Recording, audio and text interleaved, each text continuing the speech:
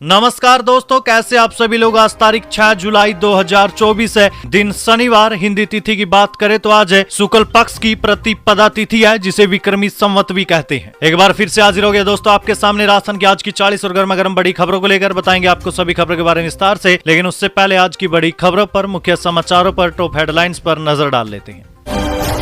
दिल्ली में जेपी नड्डा से मिले मंत्री करोड़ीलाल मीणा इस्तीफे पर बोले, 45 साल से जिस क्षेत्र में सेवाएं दी है वे लोग विमुख हो गए, बर्दाश्त नहीं कर सकता। वहीं दोस्तों बारिश का मौसम जारी है। बारिश में बिजली के तार पोल न छुए, समस्याएं हो तो फौरन इन नंबरों पर फोन करें, डिस्कॉम की अपील हुई जारी। बताएंगे दोस्तों आपको पूरी खबर के बारे में विस्तार से। वहीं दोस्तों मानसून के साथ ही राजस्थान में मलेरिया और डेंगू की हो गई एंट्री। क्या है बाड़मेर और जैसलमेर की स्थिति, जानने के लिए दोस्तों बने रहे। वहीं दोस्तों पुलिस की कार्रवाई से डरा paper leak mafia. Suresh Dhaka साथ शर्त सरेंडर को हुआ तैयार है, लेकिन एसओजी के मुखिया एडीजी वीके सिंह ने शर्त मानने से किया इनकार। कहा पेपर लीक माफिया के प्रति एसओजी की कोई सहानुभूति नहीं है, चाहे वो सरेंडर करे या फिर ना करे। इसी के साथ ही दोस्तों राजस्थान में बिजली के रेट हो सकते हैं कम। उद्योग मंत्री राज्यवर्धन सिंह राठौड़ ने दिए संकेत। वहीं दोस्तों विधायक रविंदर सिंह भाटी ने आरसीडीएफ को कहा, राजस्थान चोर डाकू फेडरेशन बोले ठेकेदार करोड़ों रुपए लेकर भाग गए, अभी तक कोई रिकवरी नहीं हुई। अब दोस्तों आपको पर्ची की जरूरत नहीं पड़ेगी। आयुष्मान भारत स्वास्थ्य खाता यानी कि आभा कार्ड बताएगा मरीज की मेडिकल हिस्ट्री। अब घर बैठे भी बनवा सकते दोस्तों आप ये कार्ड। जानने के लिए बने रहे, बताएंगे आपको बड़े काम की खबर। वहीं दोस्तों बीएसएनएल ने अपने उपभोक्ताओं को अलर्ट किया जारी, 12 जुलाई से बंद हो जाएगा आपका मोबाइल अगर आपने नहीं करवाया ये काम। जानने के लिए दोस्तों बने रहें, बताएंगे आपको प्रदेश की 40 बड़ी खबरों के बारे में विस्तार से। लेकिन उससे पहले अगर अभी तक आपने चैनल को सब्सक्राइब नहीं किया तो सबसे पहले चैनल को सब्सक्राइब कर दे, वीडियो को लाइक कर दे और अपना एक कमेंट जरूर कर दीजिए।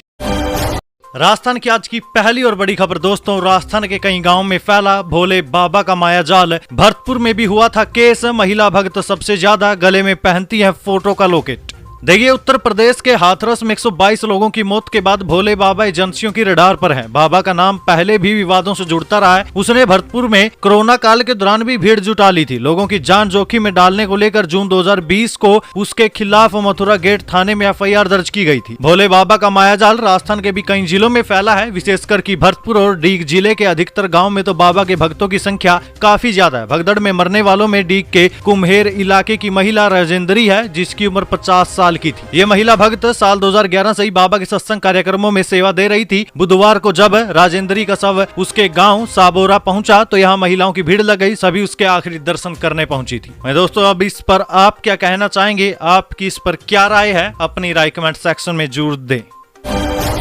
राजस्थान के 300 बच्चे हर साल विदेश में फ्री पढ़ेंगे। 200 स्टूडेंट्स को देश के नामी संस्थानों में भेजा जाएगा। गहलोत सरकार की योजनाओं में बदलाव। देखिए राजस्थान की भजनलाल सरकार ने Vivekananda scholarship for academic excellence योजना के नियमों में भी संशोधन किया। इसके बाद Vivekananda scholarship for academic excellence योजना के तहत 300 स्टूडेंट्स को विदेश में और 200 स्टूडेंट्स को देश के ही नामी संस्थानों में पढ़ने भेजा जाएगा। उप मुख्यमंत्री और उच्च शिक्षा मंत्री डॉक्टर प्रेमचंद बैरवा ने कोटा ओपन यूनिवर्सिटी में बताया कि Vivekananda scholarship for academic excellence योजना का रिव्यू करने के बाद सरकार ने इसमें आंशिक संशोधन करने का फैसला किया है। अब इसके तहत अब 300 स्टूडेंट्स को विदेशों में पढ़ने भेजा जाएगा, जबकि 200 स्टूडेंट्स को देश के नामी संस्थानों में पढ़ाया जाएगा।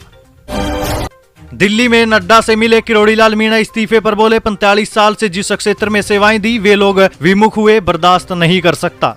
देखिए मंत्री पद से इस्तीफा देने के बाद करोड़ीलाल मीणा दिल्ली पहुंचे थे। दिल्ली में बीजेपी अध्यक्ष जेपी नड्डा से मिलने के बाद भी करोड़ीलाल मीणा अपने इस्तीफे के स्टैंड पर कायम है। नड्डा से मिलने के बाद करोड़ीलाल मीणा ने कहा कि मैंने इस्तीफा बहुत पहले दिया था, उजागर तो अभी हुआ है। राष्ट्रीय अध्यक्ष ने मुझे मिलने के लिए बुलाया था। उन्होंने मुझसे पूछा इस्तीफा क्यों दिया। मैंने कहा कि एक ही कारण है कि मैंने 40 से 45 साल जिस क्षेत्र में सेवाएं दी है और दे रहा हूँ, न दिन देखा, न रात देखी, न गर्मी देखी, न सर्दी देखी, वो लोग मेरे से विमुख हो गए। ये चीज मैं बर्दाश्त नहीं कर सकता, इसलिए नैतिकता के नाते मंत्री पद छोड़ दिया, क्योंकि मैंने लोकसभा चुनाव में इसकी घोषणा भी की थी। मैं मेरे विधानसभा और संसदीय क्षेत्र में पार्टी को जीत नहीं दिलवा सका, यही कारण है और कोई कारण नहीं है। इस्तीफा वापसी के सवाल पर करोड़ीलाल मीणा ने कहा कि अलग बात है, 10 दिन बाद मिलूंगा फिर बताऊंगा। राजस्थान में सफेद चंदन, किसान होंगे मालामाल। 2 लाख रुपए लीटर तक बिकता है तेल, 6 साल में तैयार हो जाता है पेड़। देखिए दोस्तों, दक्षिण भारत में होने वाले सफेद चंदन की पौध अब राजस्थान में भी लगाई जा रही है। ये कीमती पेड़ अपनी सुगंध के लिए प्रसिद्ध है। इससे मूर्तियां, इत्र, दवा, ब्यूटी प्रोडक्ट समेत कई उत्पाद बनाए जाते हैं। जोधपुर शुष्क वन अनुसंधान संस्थान यानी कि आफरी के वैज्ञानिक सफेद चंदन को लेकर रिसर्च कर रहे हैं। रिसर्च के नतीजे उत्साहित करने वाले हैं। राजस्थान में सफेद चंदन की खेती की जा सकती है। आफरी संस्थान के डायरेक्टर तरुण कांत का कहना है कि किसान खेती के साथ साथ सफेद चंदन को SIP में इन्वेस्ट की तरह भी लगा सकते हैं। दोस्तों, राजस्थान में कम पानी में होने वाले पेड़ पौधों पर रिसर्च करने वाली संस्था आफरी का प्रयास है कि 10 साल में तैयार होने वाला चंदन 6 साल में कैसे तैयार हो, इसके लिए राजस्थान के 3 जिलों में रिसर्च जारी है। ये रिसर्च आफरी के वैज्ञानिक कर रहे हैं। महात्मा गांधी स्कूल्स में रिपोर्टिंग 15 जुलाई तक है। एडमिशन के लिए दूसरी बार डेट्स में परिवर्तन किया। 18 जून को निकली थी लॉटरी। देखिए, राज्य के महात्मा गांधी अंग्रेजी माध्यम स्कूलों में एडमिशन के लिए बने कार्यक्रम में शिक्षा विभाग ने फिर संशोधन कर दिया। पहले इन स्कूल्स में 4 जुलाई तक रिपोर्टिंग करनी थी, लेकिन अब ये डेट बढ़ाकर 15 जुलाई कर दी गई है। संयुक्त निदेशक रमेश कुमार हर्ष ने बताया कि बाल वाटिका कक्षा में ऑनलाइन प्रवेश के लिए 18 जून को लॉटरी निकाली गई थी। इसमें चयनित स्टूडेंट्स को प्रवेश के लिए 4 जुलाई तक रिपोर्टिंग करनी थी। अब ये रिपोर्टिंग डेट बढ़ाकर 15 जुलाई कर दी गई है। रिपोर्टिंग के दौरान स्टूडेंट्स को डॉक्यूमेंट जमा करवाने होंगे। अगर 15 जुलाई तक डॉक्यूमेंट जमा नहीं होते तो 16 जुलाई को स्टूडेंट का एडमिशन निरस्त हो जाएगा। उसके नाम के आगे प्रदर्शित विकल्प डिलीट हो जाएगा। फ्री इलाज और हर महीने 10,000 रुपए का लालच। भरतपुर में धर्म परिवर्तन के आरोप पर हुआ हंगामा। देखिए, भरतपुर के मथुरा गेट पुलिस थाना क्षेत्र की संगम विहार कॉलोनी में विश्व हिंदू परिषद कार्यकर्ताओं ने बीते दिन जमकर हंगामा किया। जानकारी के मुताबिक कॉलोनी के एक मकान में एक धर्म विशेष की प्रार्थना सभा हो रही थी, जिसके जरिए लोगों का धर्म परिवर्तन करवाया जा रहा था। विश्व हिंदू परिषद कार्यकर्ताओं का आरोप है कि मकान के अंदर प्रार्थना सभा के जरिए महिलाओं और पुरुषों को आर्थिक प्रलोभन देकर उनको ईसाई धर्म अपनाने के लिए प्रेरित किया जा रहा था। इसको लेकर विश्व हिंदू परिषद के कार्यकर्ताओं और दूसरे पक्षों में मारपीट हो गई, जिसमें कुछ लोगों को चोट भी आई। वहीं बवाल की सूचना पर मथुरा गेट थाना पुलिस भी मौके पर पहुंची और करीब 30 महिला और पुरुषों को हिरासत में लिया, जिनसे पूछताछ की जा रही है।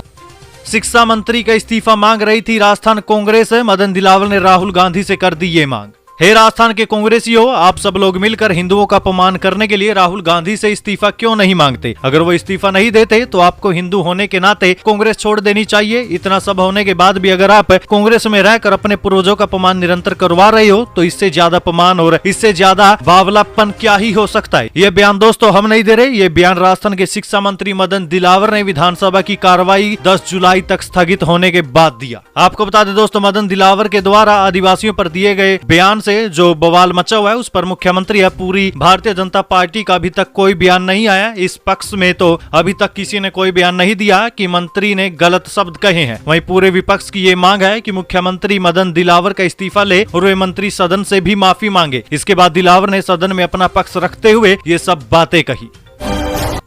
रावण ने भी भगवान राम को बालक समझने की भूल की थी, परिणाम सबको पता है। PM मोदी के तंज पर कांग्रेस का पलटवार। देखिए दोस्तों, राजस्थान में विपक्ष के नेता टीकाराम जूली ने लोकसभा में राहुल गांधी के बारे में PM नरेंद्र मोदी के बयान पर पलटवार करते हुए कहा कि PM ने लोकसभा में राहुल गांधी के लिए जो शब्द का इस्तेमाल किया वो घमंड को दर्शाता है और रामायण में भी रावण ने भी भगवान श्री राम को बालक समझने की जो भूल की थी उसका परिणाम सबके सामने है। PM मोदी ने लोकसभा में राहुल गांधी पर तंज कसते हुए कहा था, इन पर देश की सबसे बड़ी पार्टी के अध्यक्ष को हत्यारा कहने का मुकदमा है। इन पर कई अदालतों में झूठ बोलने के केस है। बालक बुद्धि में न बोलने का ठिकाना होता है न व्यवहार का ठिकाना होता है। बालक बुद्धि जब पूरी तरह से सवार हो जाती है तो ये सदन में भी किसी के गले पड़ जाते हैं।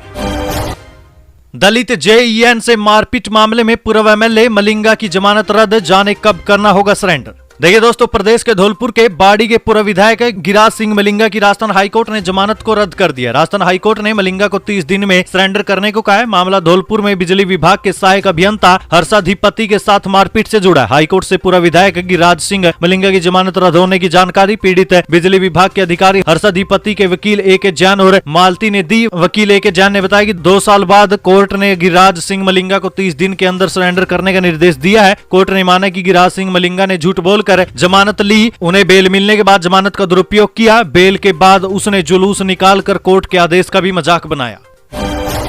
बारिश में बिजली के तार और पोल न छुएं, समस्या हो तो फौरन इन नंबरों पर फोन करें, डिस्कॉम की अपील हुई जारी। देखिए दोस्तों, अभी बारिश का मौसम चल रहा है और बारिश के मौसम में करंट लगने की घटनाएं आम बात हो जाती है। इसमें कई बार तो लोगों की जान भी चली जाती है, जो बड़े दुख की बात है। ऐसे में जरा सी सावधानी आपकी जान की रक्षा भी कर सकती है और जरा सी असावधानी आपकी जान भी ले सकती है। हादसों की रोकथाम के लिए जागरूकता दोस्तों जरूरी है। डिस्कॉम ने भी अपील जारी की है, इसमें उपाय और सुझाव दिए गए हैं। लोगों से बारिश के मौसम में बिजली लाइन और यंत्रों से दूर रहने की अपील की गई है। आंधी तूफान और बारिश के दौरान विद्युत करंट, विद्युत आपूर्ति संबंधी शिकायतों और विद्युत तंत्र क्षतिग्रस्त संबंधी सूचनाओं के लिए डिस्कॉम ने जिला मुख्यालय और उपखंड स्तर पर नियंत्रण कक्ष स्थापित किए हैं। जोधपुर डिस्कॉम बाड़मेर के अध्यक्ष अभियंता अशोक कुमार मीणा ने कहा कि मानसून के मौसम में करंट की समस्या, विद्युत तंत्र क्षतिग्रस्त होने और विद्युत आपूर्ति बाधित होने की शिकायतें एकदम से बढ़ जाती है। इसलिए आमजन बारिश में सावधानी बरते, भीगे हुए बिजली के खंभे, तार और अन्य विद्युत तंत्रों को बिल्कुल भी न छुए। जहां डीपी लगी हो, अगर वहां पानी भरा है तो सावधानी से निकले, यहाँ वहां न छुए। वहीं दोस्तों अध्यक्ष अभियंता अशोक कुमार मीणा ने बताया कि विद्युत संबंधी शिकायतों के लिए वृत्त कार्यालय स्तर पर हेल्प डेस्क सक्रिय है। इसका नंबर 9257031324 और 9257031325 है। ये 24 घंटे काम करेंगे। बाकी जगहों के लिए भी फोन नंबर जारी किए गए हैं। उपखंड स्तर पर सहायक अभियंता शहर प्रथम बाड़मेर 9257031326, वहीं शहर द्वितीय बाड़मेर के लिए 9257031327, बाड़मेर ग्रामीण के लिए 9257031328 है। ये सभी हेल्पलाइन नंबर 24 घंटे कार्य करेंगे। आप इन पर कॉल करके अपनी समस्या बता सकते हैं।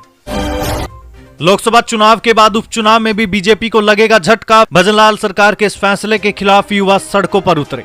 देखिए, लोकसभा चुनाव के नतीजों में झटका मिलने के बाद राजस्थान बीजेपी अब उपचुनाव की तैयारी कर रही है। सत्ता में आने के 6 महीने के अंदर ही चुनाव में 11 सीटों पर बीजेपी को हार मिली। अब उपचुनाव से पहले राज्य की भजनलाल सरकार को युवाओं ने चेतावनी दे दी है। बेरोजगार युवाओं का कहना है कि सरकार तानाशाह हो चुकी है। आक्रोशित युवाओं का कहना है कि रोजगार मांगा लेकिन बेरोजगार कर दिया गया। दरअसल ये विरोध तृतीय श्रेणी शिक्षक भर्ती में महिलाओं को 50% रिजर्वेशन दिए जाने को लेकर है, जिसे लेकर विरोध थमने का नाम नहीं ले रहा। और यकीनन दोस्तों, ये विरोध भजनलाल सरकार को उपचुनाव में बड़ा झटका भी दे सकता है।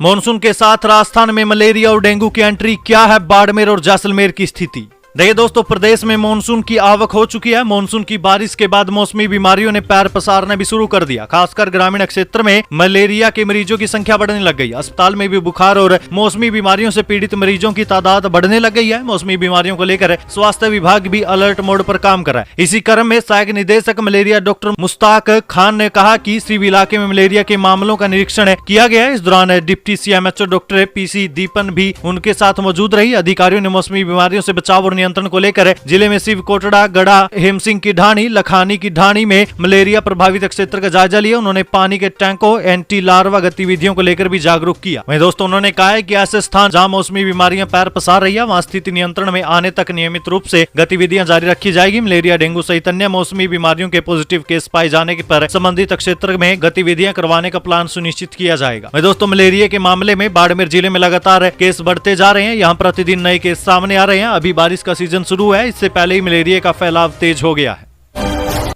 पुलिस की कार्रवाई से डरा paper leak mafia, Suresh Dhaka सशर्त सरेंडर को हुआ तैयार। जाने दोस्तों, आखिर क्या रखी शर्तें। देखिए दोस्तों, पेपर लीक मामले में SOG की ओर से की जा रही कार्रवाई से वांटेड सुरेश ढाका बुरी तरीके से डर गया है। पुलिस ने पेपर लीक गैंग के बड़े सरगना जगदीश बिश्नोई सहित कई बड़े गुर्गों को गिरफ्तार किया। सुरेश ढाका पर भी पूरी तरीके से शिकंजा कसा जा चुका है। ऐसे में फरार होते हुए भी ढाका अब छटपटा रहा है। वो खुद को सरेंडर करने का संदेश भिजवा रहा है ताकि उसके साथ रहम किया जा सके। ढाका ने कुछ शर्तों के साथ सरेंडर करने की बात कही, लेकिन SOG के मुखिया ADG VK सिंह ने कोई भी शर्त मानने से इनकार कर दिया। सिंह ने स्पष्ट करते हुए कहा कि कोई शर्त मंजूर नहीं है, कानून के मुताबिक सख्त कार्रवाई करेंगे। ढाका पर 5 लाख रुपए का इनाम घोषित है। जयपुर में मीडिया कर्मियों से बातचीत करते हुए VK सिंह ने साफ तौर पर कह दिया है कि पेपर लीक माफिया के प्रति SOG की कोई भी सहानुभूति नहीं है, चाहे वो सरेंडर करे या फिर ना करे। महिलाओं को 50% आरक्षण का विरोध हुआ तेज, पुलिस ने प्रदर्शनकारियों को लिया हिरासत में।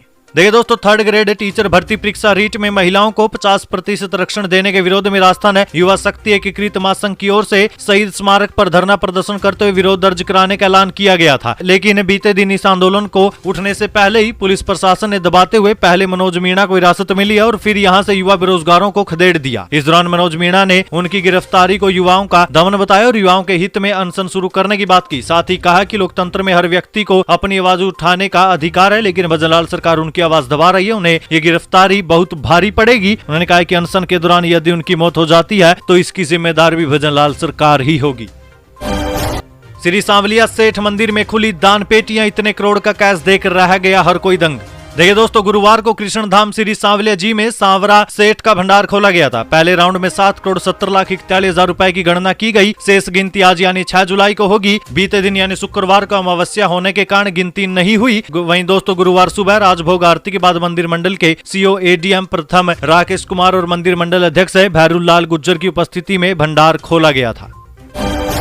क्या अब अपना इस्तीफा वापस लेंगे किरोड़ीलाल मीणा? जानिए दोस्तों क्या बोले मंत्री। देखिए, किरोड़ीलाल मीणा मंत्री पद से इस्तीफा देने के बाद बीते दिन दिल्ली पहुंचे थे। वे दिल्ली में बीजेपी के राष्ट्रीय अध्यक्ष जेपी नड्डा से मिले थे, कई नेताओं से मुलाकात भी की। ऐसे में बड़ा सवाल ये भी है कि क्या किरोड़ीलाल मीणा अपना इस्तीफा वापस लेंगे। हालांकि किरोड़ीलाल मीणा साफ साफ कह चुके हैं कि मैं लोभी नहीं हूं और मेरा इस्तीफा वापस लेने का कोई मन भी नहीं है। वहीं मीडिया से चर्चा के दौरान किरोड़ीलाल मीणा ने साफ कर दिया कि मैं अपना इस्तीफा वापस नहीं लूंगा। मैं पार्टी का आदेश हमेशा मानता हूँ, लेकिन दोस्तों ये एक ऐसी चीज है जिसे मैं वापस नहीं ले सकता हूँ। अगर इस्तीफा वापस ले लिया तो मीडिया ही कहेगा कि किरोड़ीलाल मीणा तो यूटर्न ले लिया और थूक कर चाट गई। किरोड़ीलाल ने ढोंग कर दिया, नाटक कर दिया। मैं किसी भी पद के लोभ में इस्तीफा वापस नहीं लूंगा। मैं पार्टी के लिए निरंतर काम करता रहूंगा और उपचुनाव में भी मेरी वजह से पार्टी को कोई नुकसान नहीं होने दूंगा। राजस्थान में बिजली के रेट हो सकते हैं कम, उद्योग मंत्री राज्यवर्धन सिंह राठौड़ ने दिए संकेत। देखिए, राजस्थान को इंडस्ट्रियल हब बनाने के लिए यहाँ औद्योगिक जमीन की दर और बिजली की दर कम हो सकती है। राज्य सरकार इस दिशा में काम भी कर रही है। उद्योग मंत्री राज्यवर्धन सिंह राठौड़ ने विधानसभा में इसके संकेत दिए हैं। उन्होंने रीको प्रतिवेदन पर चर्चा के दौरान कहा कि दूसरे राज्यों से मुकाबले में बने रहने और यहाँ ज्यादा औद्योगिक इकाइयां लगे, इसलिए जमीन आवंटन की दरें कम होनी चाहिए। बेहतर सुविधाएं देनी होगी, अन्यथा उद्योग के दूसरे राज्यों में चले जाने की आशंका बनी रहेगी। उन्होंने कहा कि हमारे पास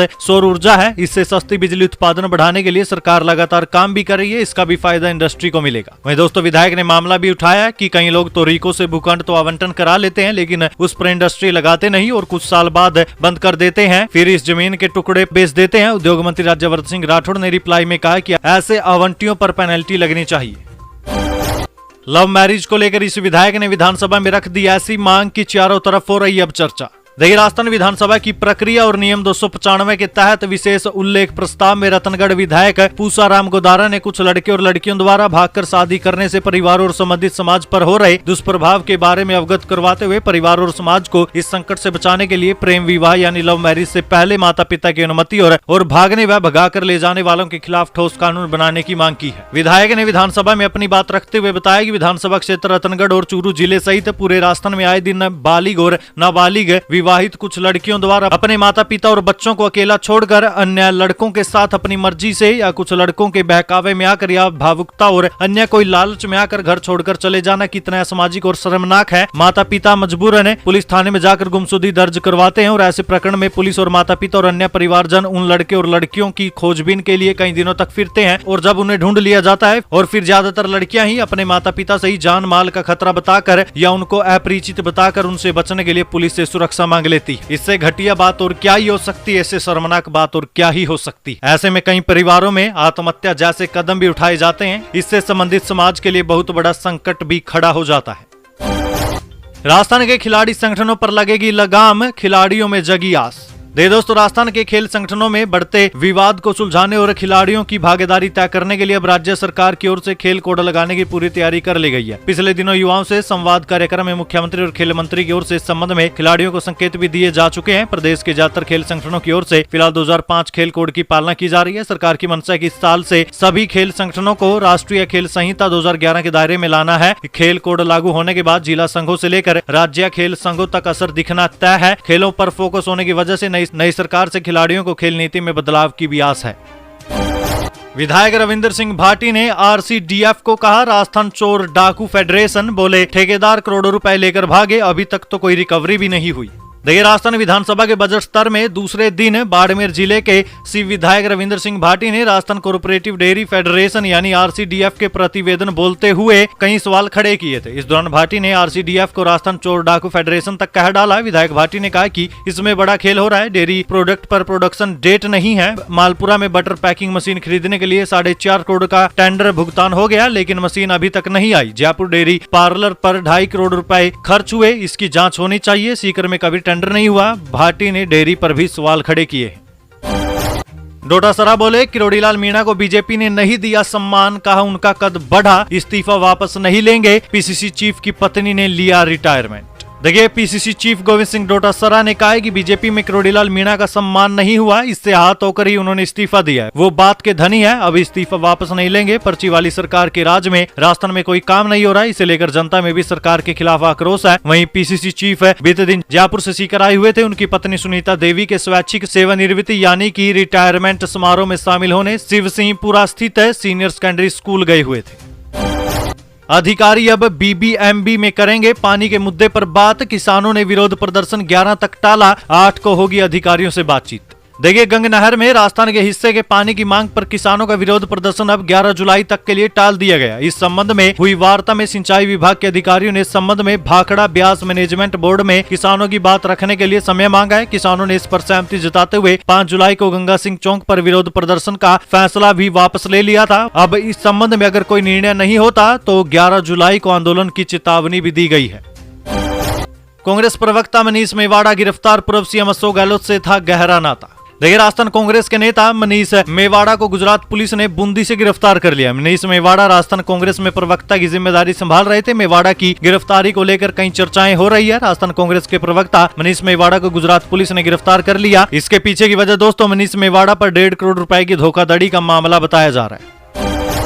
अब पर्ची की जरूरत नहीं, आभा कार्ड बताएगा मरीज की मेडिकल हिस्ट्री। जाने दोस्तों कैसे बनेगा आपका ये कार्ड। देखिए, उपचार के दौरान मरीजों को बार बार परामर्श पर्ची साथ ले जाने की जरूरत अब नहीं रहेगी। प्रत्येक व्यक्ति का डिजिटल आभा आईडी कार्ड बनेगा, जिसमें संबंधित की पूरी मेडिकल हिस्ट्री होगी। अस्पताल में उपचार के दौरान आसानी भी होगी। केंद्र सरकार की योजना के तहत स्वास्थ्य विभाग हर व्यक्ति का निःशुल्क डिजिटल आभा आईडी कार्ड यानी कि आयुष्मान भारत स्वास्थ्य खाता बनवाया जा रहा है। मोबाइल से लिंक आधार कार्ड के जरिए आभा कार्ड बनेंगे, जो कार्ड 14 अंक का होगा। इसमें प्रत्येक व्यक्ति की बीमारी और पिछले इलाज का डेटा फीड होगा। अस्पताल में इलाज के लिए जाने पर आभा कार्ड या इसके नंबरों के जरिए डेटा डॉक्टर देख सकेंगे। तो चलिए बात करते हैं आखिर आभा कार्ड बनेगा कैसे। तो देखिए दोस्तों, यदि आपके पास एंड्रॉइड मोबाइल, कंप्यूटर या लैपटॉप है तो आप घर बैठे ही अपना आभा कार्ड बना सकते हैं। आपको गूगल पर abha.abdm.gov.in लिखना होगा। होम पेज पर क्रिएट आभा नंबर पर क्लिक करना होगा। इसमें 2 ऑप्शन मिलेंगे, एक आधार कार्ड का और दूसरा ड्राइविंग लाइसेंस का। आधार वाले ऑप्शन पर क्लिक करने पर आपको अपना आधार कार्ड नंबर भरना होगा। इसके बाद आई अग्री पर क्लिक करना होगा, फिर कैप्चा भरना होगा। इसके बाद नेक्स्ट पर क्लिक करना होगा। आधार नंबर और मोबाइल नंबर भरना होगा। इसके बाद वेरीफाई करना होगा। आपका आभा कार्ड बनकर तैयार हो जाएगा, जिसकी आप पीडीएफ डाउनलोड कर सकते हैं और प्रिंट भी निकलवा सकते हैं। बीएसएनएल को उपभोक्ताओं को अलर्ट, 12 जुलाई से बंद हो जाएगा मोबाइल। अगर बचना चाहते हैं समस्या से तो तुरंत करवा ले ये काम। देखिए दोस्तों, बीएसएनएल ने अपने उपभोक्ताओं को हिदायत जारी कर दिया है। बांसवाड़ा डूंगरपुर एसएसए में करीब 15% उपभोक्ता केवाईसी को लेकर उदासीन है। अगर इन सभी उपभोक्ताओं ने केवाईसी नहीं जमा करवाई तो 12 जुलाई से मोबाइल फोन काम करना बंद कर देगा, यानी आपका बीएसएनएल का सिम भी बंद हो जाएगा। स्पीकर वासुदेव देवनानी की नई व्यवस्था, लोकसभा की तर्ज पर राजस्थान विधानसभा में हुआ पहली बार लंच ब्रेक।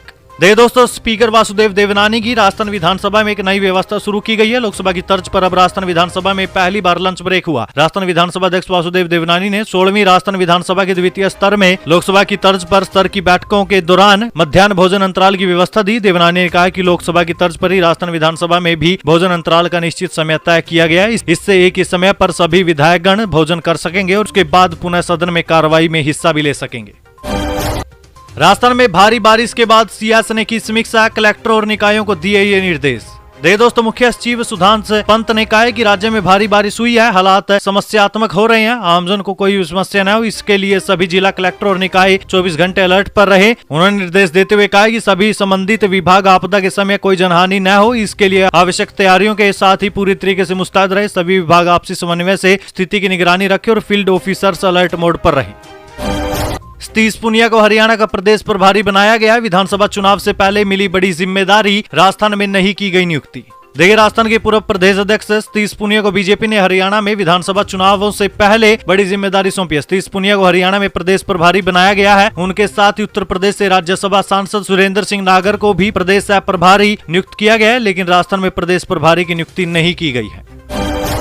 सीकर में बढ़ रही चोरों की वारदातें, ग्रामीणों का प्रदर्शन, बोले 3 महीने में 90 से ज्यादा चोरी की वारदातें हुई है, पुलिस नहीं कर पाई कोई खुलासा। देखिए, सीकर के खंडेला इलाके में लगातार बढ़ रही चोरी की वारदातों के विरोध में ग्रामीण सीकर के एसपी ऑफिस पहुंचे थे। यहाँ उन्होंने एसपी से मुलाकात की। ग्रामीणों ने एसपी ऑफिस के बाहर जमकर नारेबाजी भी की। ग्रामीणों का कहना है कि यदि जल्द से जल्द आरोपियों को गिरफ्तार नहीं किया गया तो उग्र आंदोलन करेंगे। ग्रामीणों का कहना है कि बीते 3 महीने में 90 से ज्यादा चोरी की वारदातें हो चुकी है, लेकिन इन चोरी की वारदातों का पुलिस ने अब तक कोई खुलासा नहीं किया और न ही अब तक कोई पता लगा पाई है।